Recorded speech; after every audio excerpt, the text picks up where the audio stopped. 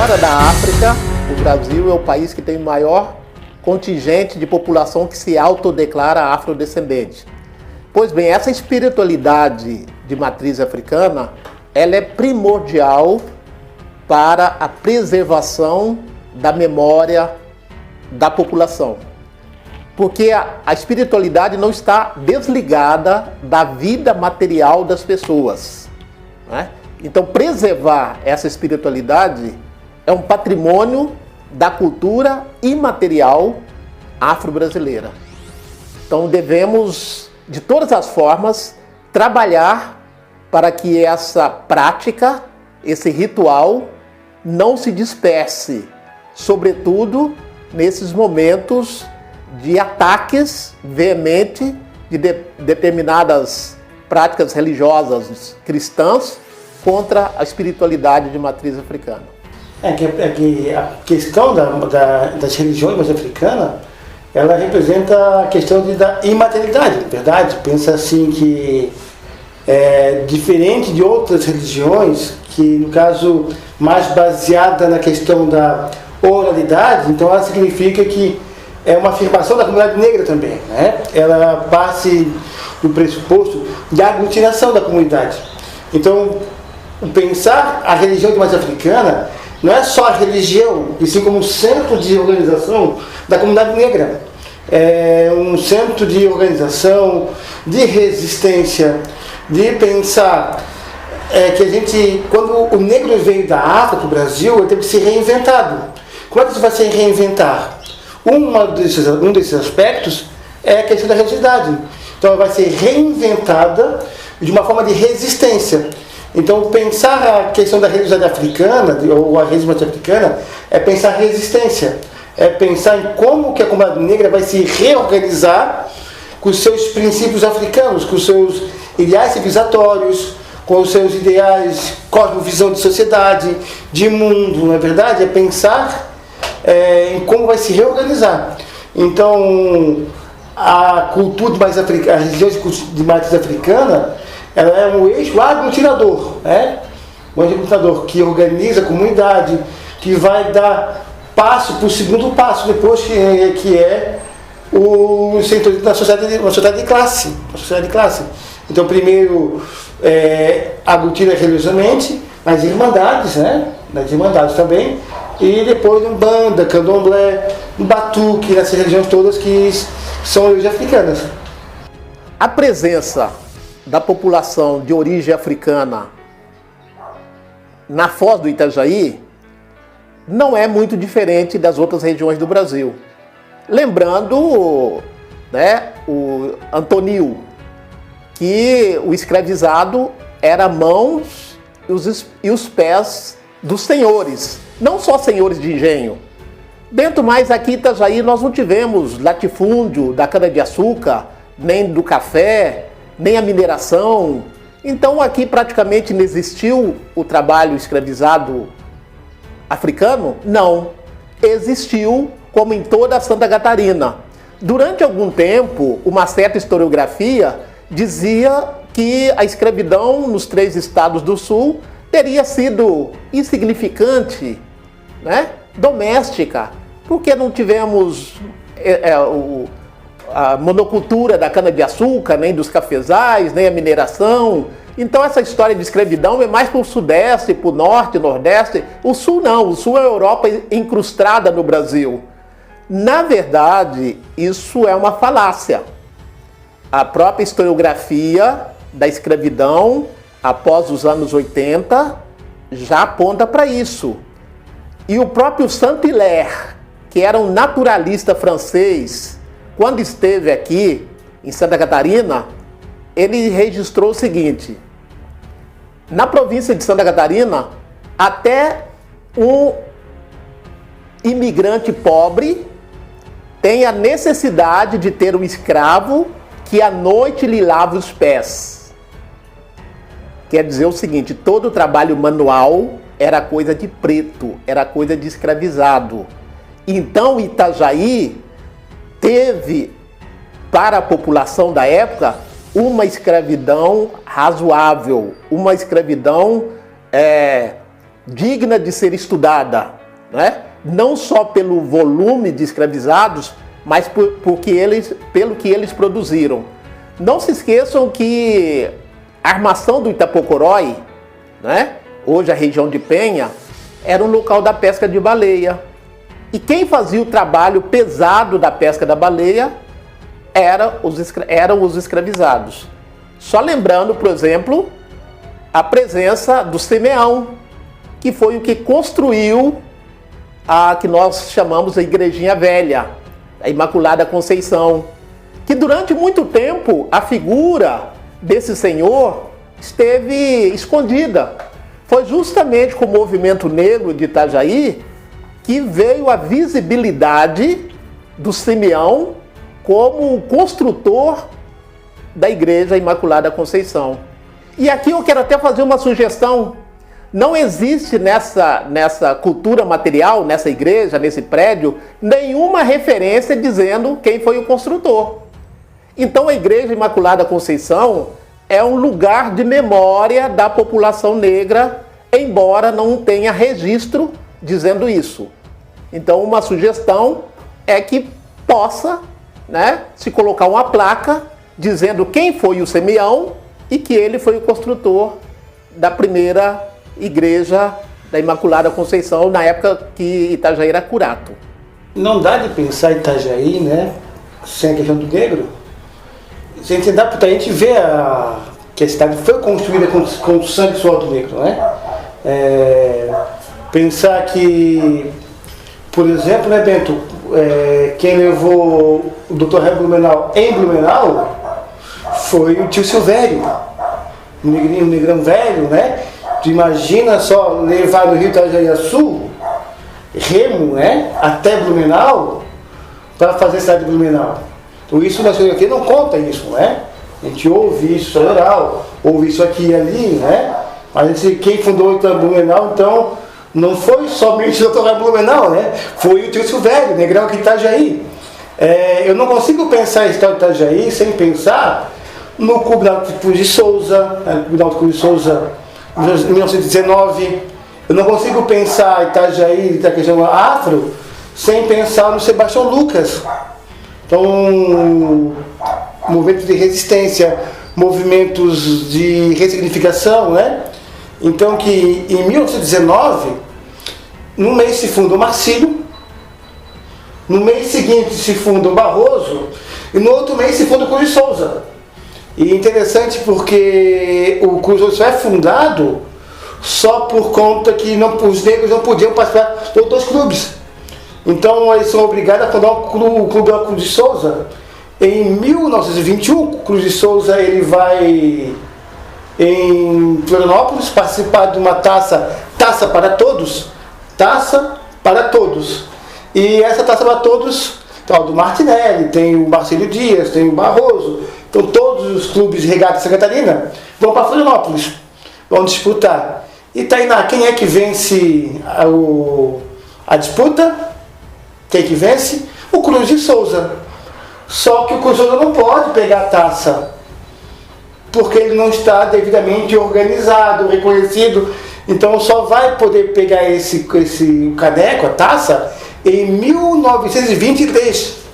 Porque nessa hora nós temos em Santa Catarina o prefeito Marcos Conder, o Adolfo Conder, governador do estado, estou equivocado, e o Vitor Conder, ou vice-versa, ele é ministro de Ação Pública. E, então os três intervêm e conseguem trazer a taça para Itajaí. A taça para todos, não era bem todos assim, né? Então para todos. Então em que medida, né, pensar em Itajaí não conseguir, sabe, nessa população da comunidade negra de Itajaí. Veja bem que nós somos hoje em 15% da população itajaiense. Não é qualquer coisa, é muita coisa. Isso tem que se dar alterar negros, né? Tio Silvério esteve entre os fundadores da primeira Sociedade de Trabalhadores Portuários de Itajaí, a Sociedade Beneficente 15 de Novembro, fundada em 1908.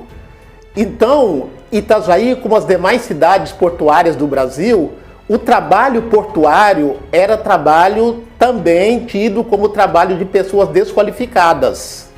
Então a grande maioria dos trabalhadores portuários em todo o Brasil, Itajaí, Santos, Recife, Rio de Janeiro, Porto Alegre, eram os trabalhadores ex-escravizados, tanto no porto como na ferrovia. Então, para a gente resgatar um pouco a história da população negra em Itajaí, 2 pontos são fundamentais: o porto, a organização dos portuários, e a memória da antiga ferrovia que cortava a cidade de Itajaí, inclusive onde é a Contorno Sul hoje, era um trecho da ferrovia, onde hoje é a van na fazenda, era a estação ferroviária. Inclusive nessa região chamada Esplanada, era um território negro. A população, até os anos 80, a população da região da Esplanada, onde hoje é quase centro da cidade, era uma população majoritariamente negra. Aqui nós tivemos também uma outra região, próximo à Rua Blumenau, que foi apelidado de Beco do Quilombo. Beco do Quilombo era onde morava a grande maioria da população negra, inclusive Tício Velho, não é? Como é que nós evidenciamos essa história que hoje está na invisibilidade? A partir da tradição oral, a partir das entrevistas, não só daquelas pessoas que viveram lá, mas daquelas que ouviram, daquelas que viveram lá. Então, uma forma de trazer a história da população negra para os quadros da história de Itajaí, para ganhar visibilidade, um dos caminhos é a oralidade, a tradição oral.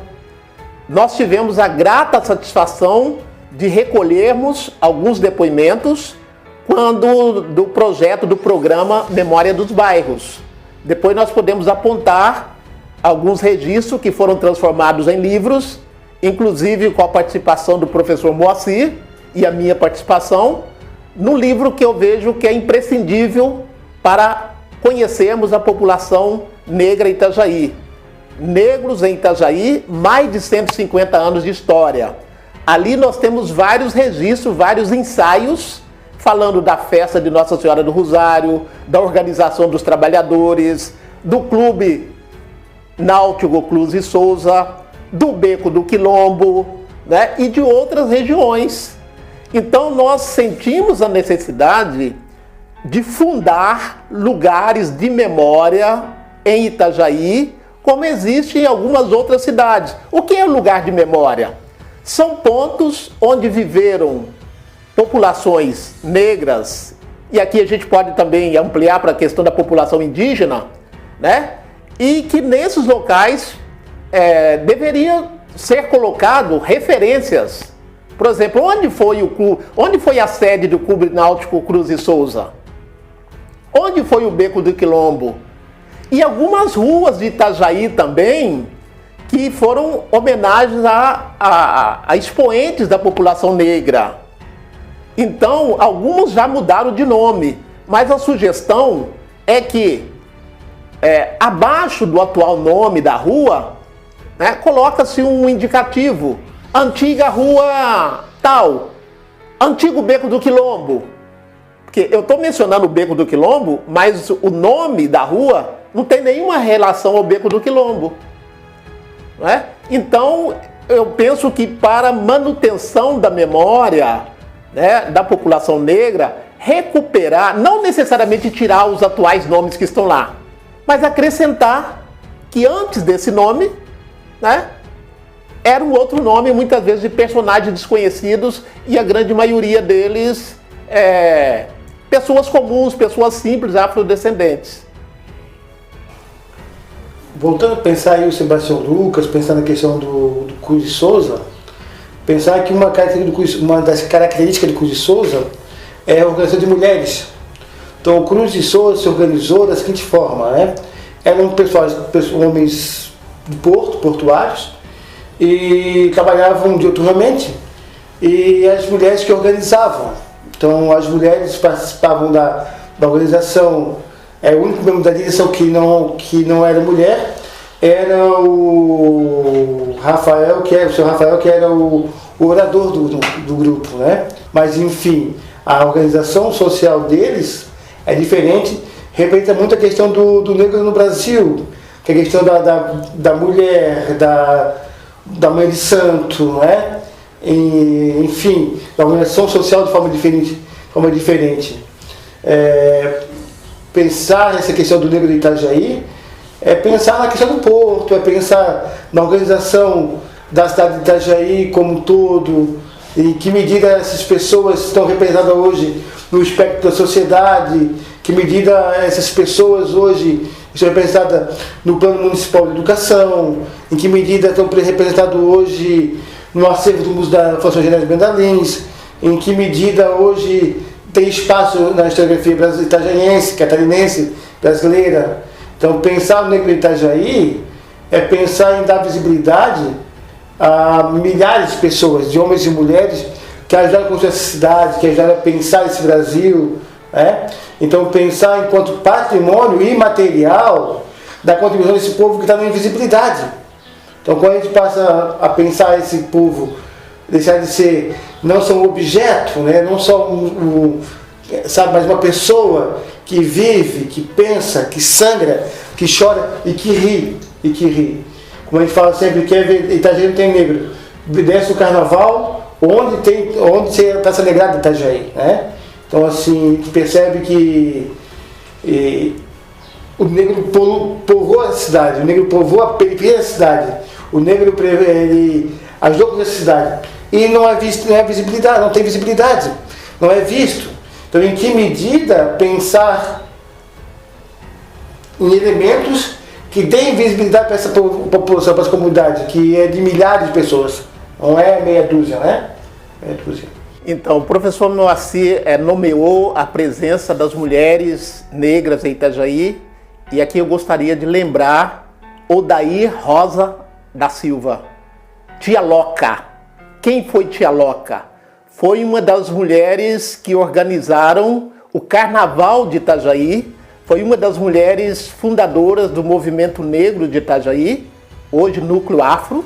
Né? Iniciamos na década de 90 como o Movimento Negro Tio Marco, e esse movimento foi responsável em reorganizar a festa de Nossa Senhora do Rosário, que era uma festa histórica desde o final do século XVIII, na região da Armação de Itapocorói, e depois na década de 60, 70, caiu em desuso, né? E voltou a existir novamente no final dos anos 80, em Penha, e depois por uma série de motivos não conseguiram fazer mais, e a Tia Loca foi uma das mentoras de trazer a festa para Itajaí, para o bairro São João. É uma pessoa que precisa ter um lugar de destaque no lugar de memória da cidade de Itajaí. Queria também lembrar do Firmino Alfredo Rosa. Firmino Alfredo Rosa foi um dos fundadores da Sociedade Beneficente dos Estivadores na década de 20. Foi um dos fundadores do Cruz e Souza. Ele foi filiado ao Partido Comunista. Ele saiu daqui muito jovem, foi para Florianópolis, depois foi para Santos, Rio de Janeiro, mas ele estava sempre em contato com a Sociedade dos Estivadores. Eu acompanhei a trajetória dele e ele mandava os jornais, na década de 20 e 30, mandava os jornais do Partido Comunista para os que eram filiados no partido e era aqui estivador. Quero lembrar também Manuel... Não, é o professor Manuelzinho, que era o apelido dele, né? Me fugiu agora. Mas está aqui, ó. Está aqui no livro. Está aqui no livro, né, Negro de Itajaí, mais de 150 anos de história. Então aqui tem a história desse professor Manuel Ferreira de Miranda, que fundou uma escola em 1912. Fundou uma escola particular, ele era jornalista, né? Ele teve uma trajetória política aqui, que não chegou ao fim, porque ele foi perseguido e teve que sair da cidade. Saiu da cidade de Itajaí, perambulou pelo estado de Santa Catarina, pelo estado do Paraná, e depois terminou seus dias no interior de São Paulo. Né? E os familiares deles ainda vivem lá no interior de São Paulo e também se dedicaram ao jornalismo. Onde a gente pode encontrar o Manuel Ferreira de Miranda? na hemeroteca, nos jornais de Itajaí da época, que se encontra lá no Arquivo Histórico de Itajaí. Então, boa parte do que nós estamos falando aqui, as fontes estão guardadas no acervo, né, da Fundação Genésio Miranda Lins. Então, para aprofundar um pouco mais o que nós estamos... A gente sugere, inclusive, para os professores, quando tiver bom tempo, né, de que os alunos, juntamente com os professores, vão até o Arquivo Histórico, vão até o Museu Histórico de Itajaí e interroguem para as pessoas onde estão essas pessoas que nós estamos mencionando aqui, para que todos nós possamos conhecê-los melhor. Então, a nossa sugestão é que a própria população também se pergunte onde estão os seus antepassados que não estão no arquivo. Ah, mas eles não foram grandes personagens. Não precisa ser grandes personagens para fazer história, não é? Para fazer história basta ter memória, basta ter narrativa. Então, eu penso que o arquivo histórico, o museu histórico, deve falar por todos. Não deve falar apenas pelos grandes homens, pelos grandes movimentos, pelas grandes batalhas, não é? Pensar que Manuel levou um tiro, né, Beto? Foi ele? Levou um tiro? Levou um tiro da perna, né? Isso, porque no carnaval de 1912, 1913, ele estava fazendo uns carros de protesto contra alguns incidentes que tinham acontecido na administração pública da época. Em retaliação, né, o carnaval, né, terminou como um carnaval sangrento. Então, maiores detalhes nesses jornais que eu estou mencionando, né, nós encontramos essas ocorrências. Também lembrar o próprio clube Sebastião Lucas, né, que já foi mencionado aqui pelo professor Moacir. Quem foi Sebastião Lucas? Também foi um trabalhador portuário, né? E hoje existe uma ponte que leva o nome, numa via pública, uma ponte que leva o nome do Sebastião Lucas, né? Que está lá no bairro Promorar, aqui no bairro São Vicente. Então, algumas referências da população negra nós já encontramos em algumas vias públicas. Mas é preciso dar visibilidade a essas ruas, é preciso dar visibilidade a esses nomes, a essas mulheres. Quero lembrar também que existe um acervo muito bom de trabalhos acadêmicos, né, no memorial, né, no arquivo histórico, né, no memorial histórico lá da Fundação Genésio Miranda Lins, que são alguns trabalhos acadêmicos. Por exemplo, tem um do Cruz e Souza, que é do professor Moacir, tem do Sebastião Lucas, o clube, tem sobre o Beco do Quilombo, tem também de regiões vizinhas aqui, trabalhos feitos aqui na Univale por ex-alunos nossos, que infelizmente ainda não ganharam visibilidade. Quer dizer, estão lá no acervo, mas eles precisam botar a cara na rua, né? E agora, uma outra coisa que eu gostaria de lembrar, que a presença da população negra em Itajaí, depois da vinda dos refugiados haitianos.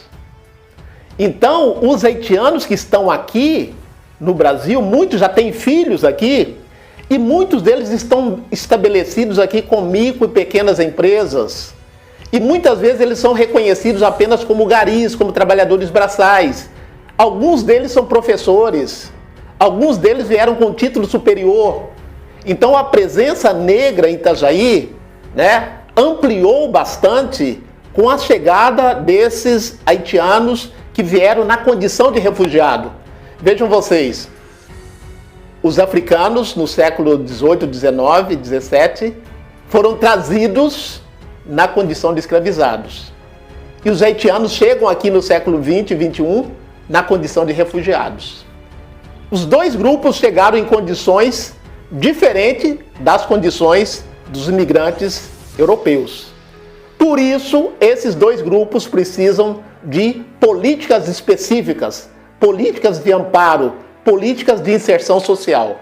Isso não se trata de favor, se trata de equidade, né? E dar visibilidade a esses grupos é uma forma de justiça, é uma forma de equidade. Para dar uma breve pincelada da festa do Rosário também, né? Então não dá para pensar em Itajaí hoje na festa do Rosário, que é uma festa que, como o professor já havia falado anteriormente, quando se empenha, pissarras, era em Itajaí na década de 60, né? 60. E pensar que também que Itajaí também aqui no Beco também tem a festa do Rosário, que é uma festa da comunidade negra de Itajaí, a comunidade, essa festa que remonta do século XIX, né? 18, enfim. E eu gosto de pensar em Itajaí do ponto de vista da diversidade étnica, né? Diversidade. Nós não queremos uma Itajaí eurocêntrica, ou afrocêntrica, ou asiocêntrica. A gente quer pensar em Itajaí é a diversidade. Que todos e todas que estejam representados no seio da sociedade sejam vistas na sociedade, né? Compreendida como tal. Então pensar que nesse longo crescimento da cidade de Itajaí tem uma forte influência desde a década de 80, 90, do movimento social negro. E depois da reabertura política, em 85, um grande número de homens e mulheres, não só negros, né? Pessoas brancas, pessoas simpáticas à causa da diversidade étnica em Itajaí, se organizam e montam uma pastoral do negro em Itajaí, e ali dá um start muito bacana para se organizar o movimento em Itajaí. E essa militância, ela vai fazer com que haja em Itajaí uma coisa muito interessante, que diferente de outras cidades, ele propõe desde 92 legislações para pensar Itajaí na diversidade, diversa. E vai chegar em 2002, 2003, pensar políticas públicas para pensar uma Itajaí em diversidade. Então esse grupo de homens e mulheres se organizam e levam para a prefeitura, para a educação, a vontade que é um programa municipal de diversidade étnica na educação. Esse programa municipal de diversidade étnica na educação, ele vai dar um start bem bacana, que em todas as unidades escolares de Itajaí, da rede municipal, seja educação infantil ou fundamental, tem a Kizomba. Eu sou educador já há 23 anos, e da rede estadual, da rede municipal, e tenho oportunidade de conhecer a rede estadual como um todo, de toda Santa Catarina, percebo que é um avanço significativo para Itajaí ter essa questão da diversidade étnica, mas pensando que foi uma luta de homens e mulheres sensíveis à causa da diversidade. Então pensar nessa questão da diversidade étnica é pensar na inclusão de milhares de homens e mulheres, né? Nos últimos tempos nós temos presenciado grandes mudanças na estrutura da cidade de Itajaí, por uma série de motivos, e temos presenciado também um grande fluxo da chegada de novos habitantes para Itajaí, vindo de diversas regiões. Eu já mencionei aqui há pouco os haitianos, né? Mas esqueci de mencionar, por exemplo, a chegada dos angolanos aqui em Itajaí, na década de 70, também na condição de refugiados da guerra de independência em Angola. Hoje eles se encontram aqui na cidade com filhos, netos, muitos deles professores na rede municipal, na rede estadual, né, e trabalhando em outros setores. Nós encontramos a presença bastante significativas de pessoas vindo do Nordeste do Brasil, do Ceará, da Bahia. Então hoje Itajaí, como já foi dito, é uma cidade da diversidade. Mas é preciso que essa diversidade apareça também na história oficial da cidade. É preciso que esses novos agrupamentos não sejam vistos como estrangeiros. É preciso que eles sejam vistos como moradores de Itajaí, com os mesmos direitos e deveres que os nascidos aqui. Então nós pensamos que a cidadania plena deve ser não o privilégio de alguns, mas o direito de todos. E esses grupos devem também aparecer na história de Itajaí. Por exemplo, a gente caminha às vezes pela Hercílio Luz, nós encontramos grupos de indígenas. né? Muitas vezes na condição de miserabilidade. Mas os índios foram os primeiros habitantes dessa terra. A própria palavra Itajaí é de origem indígena. Qual o lugar desses personagens na história de Itajaí? Como é que eles são vistos? Às vezes eles são vistos só como aqueles do passado, quando na verdade eles estão aí, os seus descendentes estão aí. Então, dar visibilidade a todos é um exercício de cidadania e de republicanismo. E eu penso que as instituições de memória, os acervos, devem fazer o máximo esforço para que todos esses grupos, independente do número, que todos esses grupos ganhem visibilidade, né, por uma questão de justiça. Quero, por fim, lembrar alguns trabalhos que nós fizemos nesse sentido. Tem essa obra aqui que chama Caetanos e Caetanos, História em Preto e Branco na Foz do Itajaí. Quem foi Caetana? A Preta Caetana foi uma personagem histórica da cidade de Itajaí que nós encontramos pistas dela, rastros delas, na memória do pessoal que morava no Beco do Quilombo, na memória do pessoal que morava próximo do Colégio São José, inclusive hoje no subterrâneo, por baixo do colégio, ali, por baixo do porto, passa um ribeirão que antigamente era chamado Ribeirão da Caetana. Caetana foi uma ex-escravizada que foi referência aqui na cidade de Itajaí, que hoje a gente encontra pouco sobre ela. Mas nós encontramos, por exemplo, uma rua lá perto do Teatro Municipal, no bairro Fazenda, Rua Antônio Caetano, que é um descendente da Caetana. Então são personagens históricos que a gente tem pistas deles, mas que a partir da tradição oral a gente pode ampliar essas pistas e essas pistas podem dar nova visibilidade a esses personagens históricos. Quero agradecer aqui a Fundação Genésio pela oportunidade, né? A fundação que eu tenho muito carinho por ela, porque foi o meu primeiro emprego público em Itajaí. Sempre contribuindo para o crescimento integral da comunidade, sempre colaborando dando essa visibilidade necessária para a comunidade negra, né? Então, agradecer aqui a direção dessa entidade, da Fundação Genésio Mendalins, ao Conselho Municipal da Comunidade Negra também, do Setorial de Cultura, né? E oportunizam a nós o nosso trabalho de mais de 20 anos tentando construir essa questão da visão do negro da sociedade de classes, né? De pensar o negro enquanto elemento fundador, cofundador da cidade de Itajaí, né?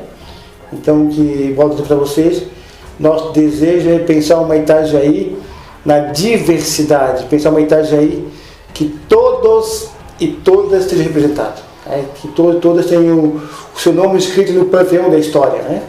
É isso, obrigado, até a vitória.